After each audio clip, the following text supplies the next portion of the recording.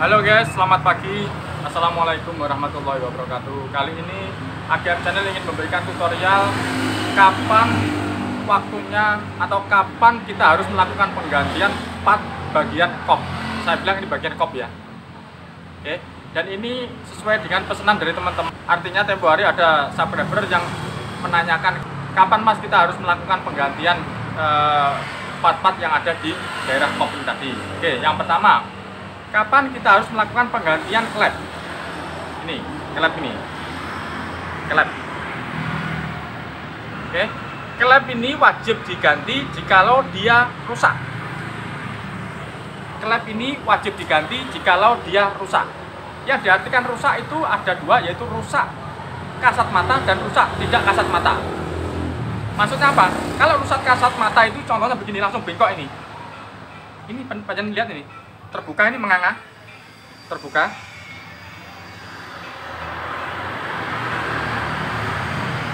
Kelihatan ya.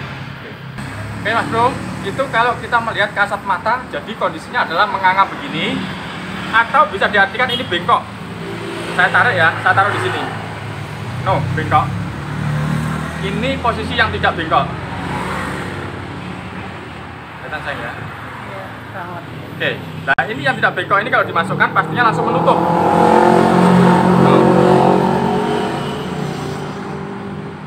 Menutup. Oke, nah itu yang pertama. Jadi melihatnya dengan langsung kasat mata. Oke mas bro. Nah kemudian yang kedua yaitu wajar atau tidaknya.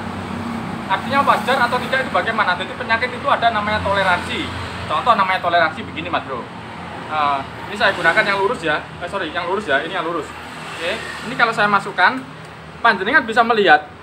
Ini goyang kan?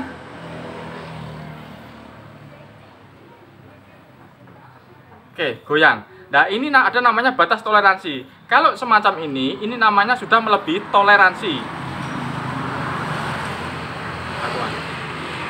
Oke mas bro, kalau goyangnya parah berarti dia melebihi toleransi. Kalau melebihi toleransi bisa dianggap tidak wajar. Kalau tidak wajar maka dia bisa menimbulkan efek. Efek diantaranya kalau bergoyang begini dia bisa menimbulkan suara pek gitu. Kenapa? Karena masuknya klep ini dia tidak langsung presisi. Masuknya klep ini dia miring-miring. Jadi ini Anda bayangkan sini, dia bisa nempel sebelah sini, bisa nempel sebelah sana. Ya, bisa nempel sebelah sini, bisa nempel sebelah sana, bisa muter karena goyangnya parah loh. Oke, kemudian yang sebelah, ini yang sebelah yang kecil ini ya, yang kecil saya masukkan. Oke, panjenengan perhatikan ini, yang kecil ini tidak ada goyangannya. Kalau ngomong ada mas bro, tapi tipis. Nah, tipis tadi yang disebut namanya wajar. Ya, kalau yang ini dipastikan tidak wajar. Oh. Tidak wajar. Kalau ini masih disebut wajar. Nah. Oke mas bro, perlu diperhatikan. Jadi yang pertama adalah secara kasat mata. Yang kedua adalah masalah wajar atau tidak. Wajar atau tidak itu dihitung dari batas toleransi. Oke, nah sekarang kembali yang ini. Sekarang koreksi yang ini. Yang ini kan kondisinya aman. Yang bawah ini, yang outnya ini kondisinya aman. Sekarang yang besar, yang innya tidak wajar. Nah, sekarang kita koreksi lagi, kita perkecil. Ini kondisi goyang, penyebabnya dari apa? Kan gitu. Apakah dari bosnya? Itu dalam itu bos. Bos itu begini mas bro, ini namanya bosnya klep. Apakah dari bosnya ini, ataukah dari klepnya ini? Kok bisa begitu? Karena keausan dua-duanya ini bisa terjadi, karena ini satu tempat. Satu tempat mas bro.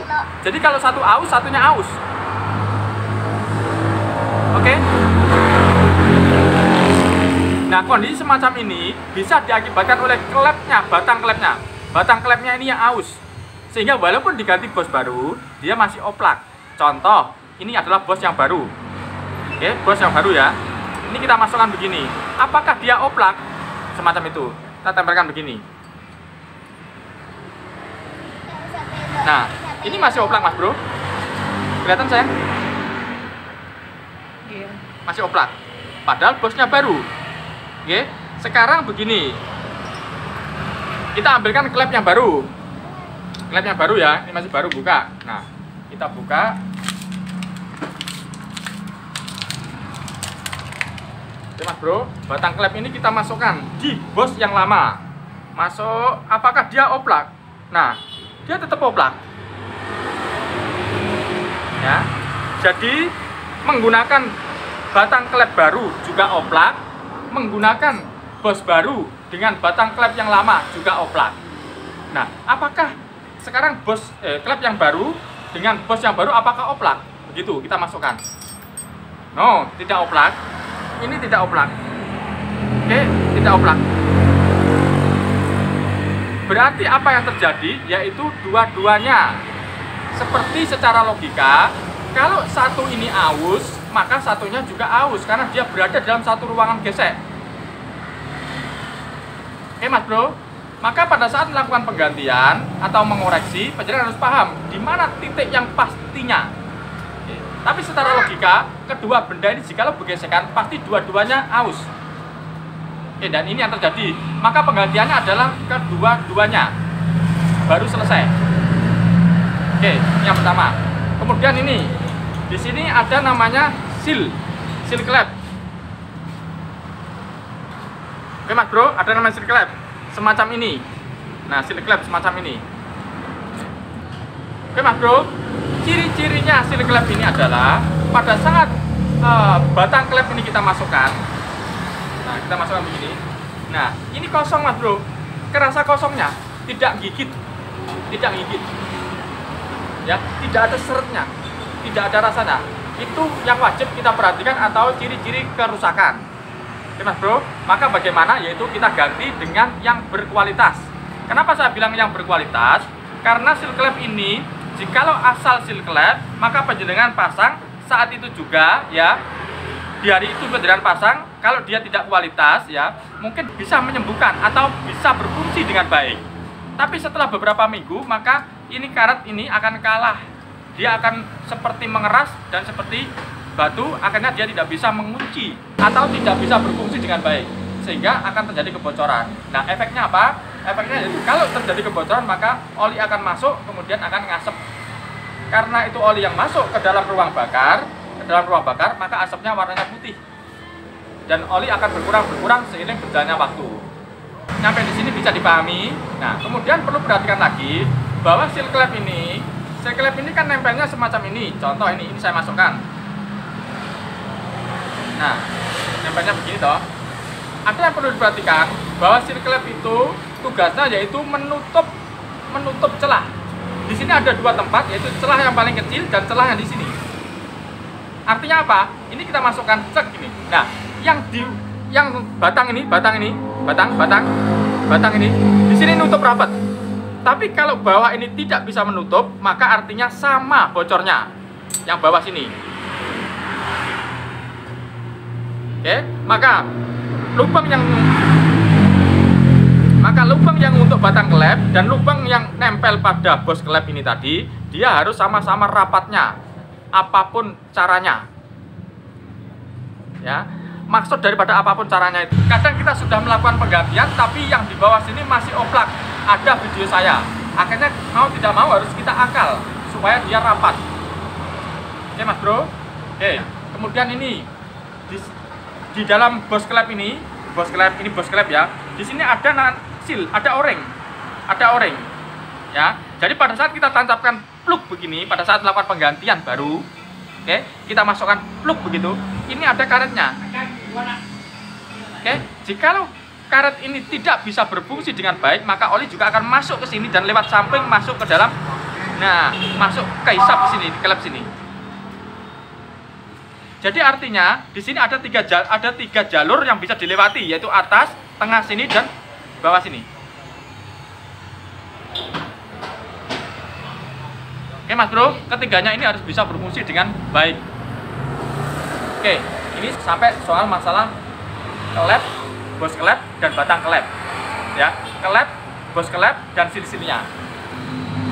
Oke Mas Bro, kemudian ini namanya settingan klep, setting. Oke Mas Bro, dudukannya payung klep ini namanya settingan. Nah, ini ciri-cirinya adalah begini Mas Bro. Contoh ini. Paling sini aja paling kelihatan. Ini kalau sampai sudah sering disekur, akhirnya landasannya ini menjadi melebar. Jadi landasan ini Mas Bro, landasan ini untuk ini, landasan ini untuk ini. Itu melebar karena sudah saking banyak disekur. Nah, dalam juga artinya ini masuk ke prosok gitu loh Bro. Ini kalau dimasukkan dia ke prosok.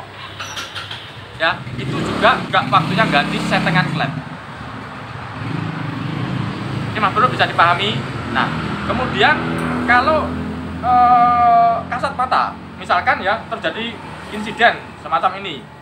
Nah, semacam ini kan menganga toh, jedak begitu. Biasanya setengan klep ini juga bisa rusak.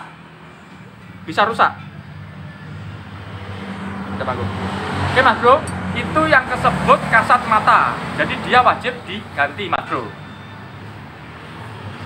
Oke, nah ini sampai di sini. Kemudian informasi setengan klep ini kalau kita mau meneliti, dia ini harus punya kekuatan yang sangat tinggi. Artinya begini, setengan klep ini seharusnya penggantiannya itu benar-benar presisi Mas Bro.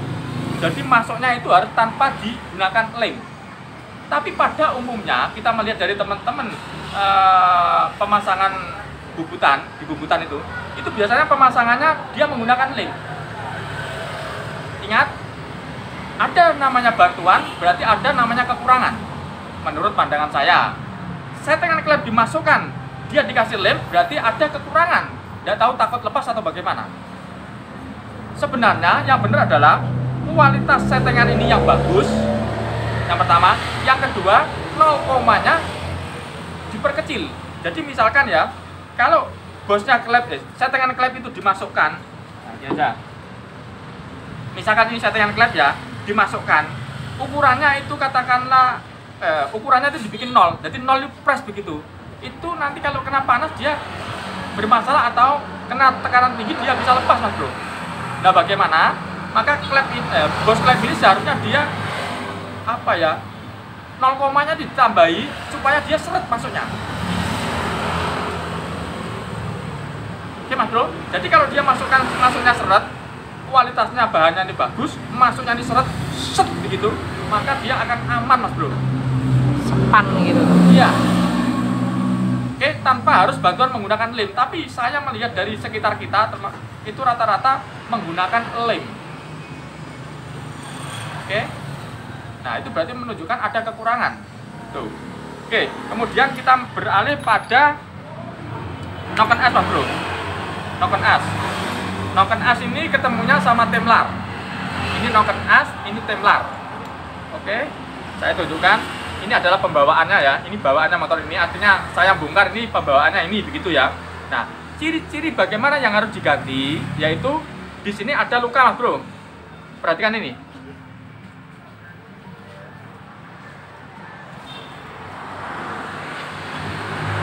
Ada luka.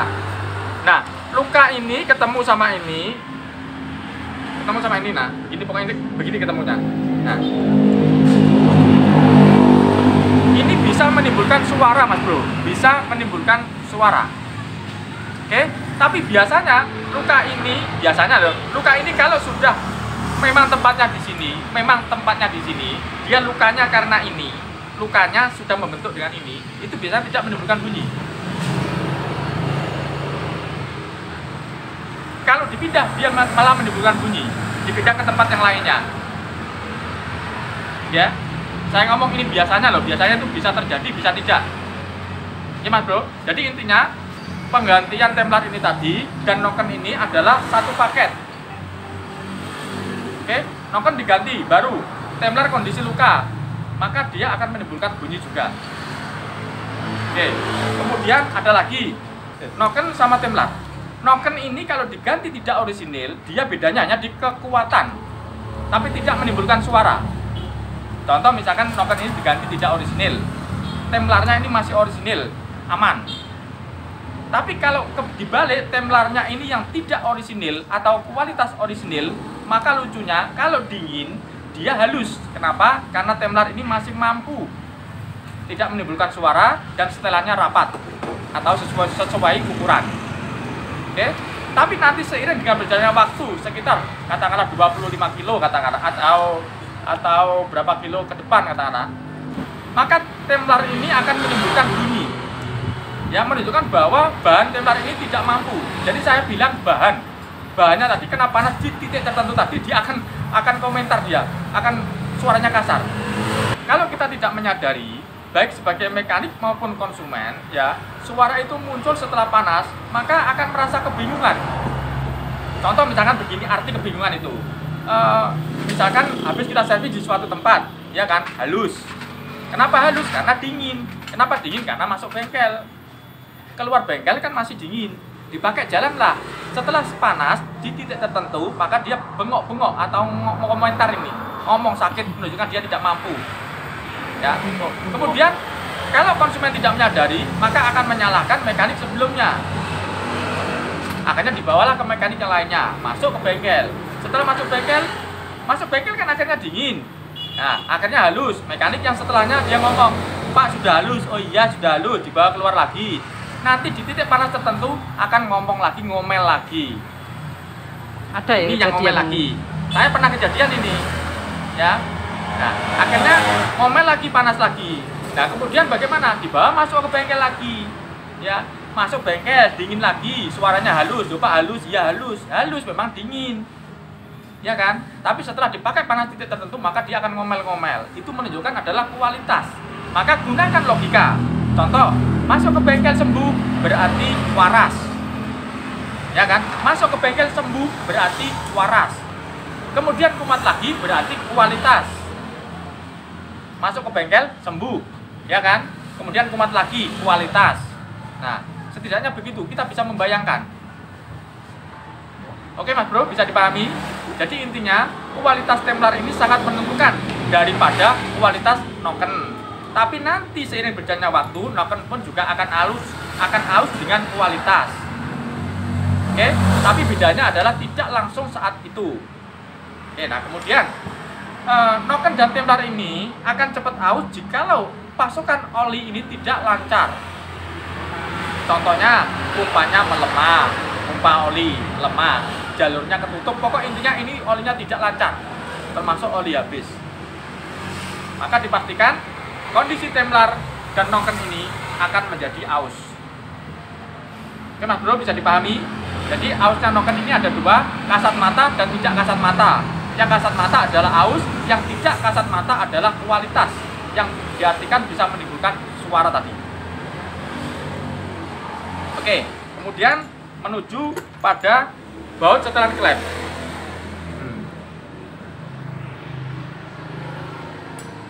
Baut setelan klep ini akan cepat aus atau rusak itu jikalau sudutnya ini tidak ketemu presisi, sudutnya ini. Contoh misalkan mereng-mereng begini. Kok bisa Mas? Ya bisa. Namanya juga segala sesuatu itu bisa terjadi ya. Contoh misalkan habis penggantian bos. Ini juga bisa dia mereng kondisinya.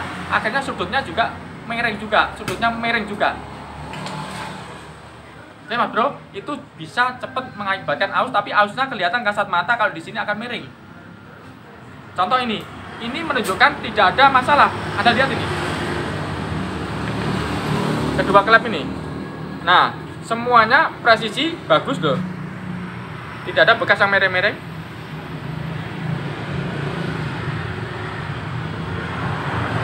Ya. Nah, kerusakannya ini hanya pada ini tadi Mas Bro. Ini Anda lihat, ini luka sudah. Luka, ini juga luka pastinya. Saya. Kemudian ada lagi yaitu baut setelan klep ini cepat rusak. Kenapa dia cepat kendor atau berubah? Ya, baut setelan klep ini bisa berubah ya. Yang pertama dari kualitas bahannya ini tadi. Jadi misalkan bautnya ini tidak orisinil, itu biasanya sudah dikencengin dia bisa kendor lagi. Ya. Kemudian yang kedua, cara ngencenginnya torsinya harus pas. Kalau torsinya ini pas, maka dia tidak mungkin berubah. Makanya saya sering bilang, setelan klep itu tidak akan berubah kalau tidak ada yang merubah. Yang merubah adalah kita sendiri bisa, yang merubah adalah tangan-tangan ini yang merubah. Yang kedua, perubahannya yaitu kena hentakan. Contoh misalkan noken ini bergelombang, jadi bergelombang, ada gelombang ya. Maka dia kalau dipakai kenceng-kencengan, gas mentok-mentok itu bisa cepat merubah jarak ini tadi. Bisa. Oke Mas Bro, jadi berawal dari kualitas baut ini, kemudian cara mengencenginya, kemudian dari noken ini, lukanya noken ini tadi. Oke Mas Bro. Oke, ini saya rasa sudah saya ulas sampai di sini semuanya ya. Oke Mas Bro ya. Intinya adalah kapan waktunya kita harus melakukan penggantian part yang ada di kop ini tadi. Yaitu ciri-cirinya berdasarkan ciri-ciri dari kasat mata dan tidak kasat mata. Oke Mas Bro ya. Saya harap semoga yang bertanya bisa memahami kondisi ini ya. Kemudian ada satu lagi yaitu ini. Di sini ada tempatnya busi ya. Tempatnya busi. Nah, tempatnya busi ini, Mas, mana bertanya, bagaimana cara menangani jikalau busi ini tempatnya busi ini dol? Jikalau tempatnya busi ini dol, ada dua cara. Ada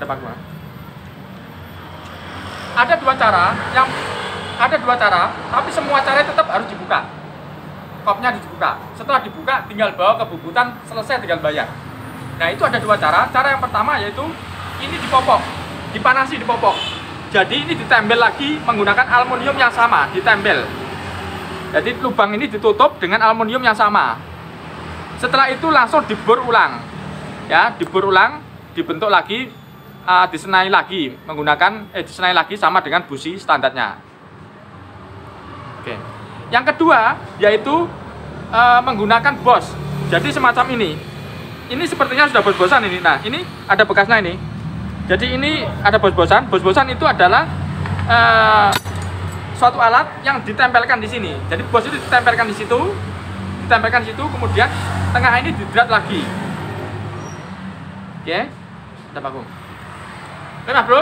Jadi kedua cara itu ada perbedaan di masalah harga. Kalau di popok yang jelas adalah lumayan mahal karena adalah bayar mopoknya, setelah itu bayar ngebornya tadi. Kalau di bos dia cuma bayar sepatunya bos tadi, itu lebih murah. Oke Mas Bro, cukup sekian. Semoga bermanfaat untuk panjenengan semua. Jangan lupa selalu nyalakan tombol lonceng agar panjenengan tidak ketinggalan dari video-video AGM terbaru. Terima kasih, biarpun sedikit semoga bermanfaat untuk panjenengan semua. Cukup sekian, salam dari kami. Wassalamualaikum warahmatullahi wabarakatuh. Salam dari kami AGM Channel.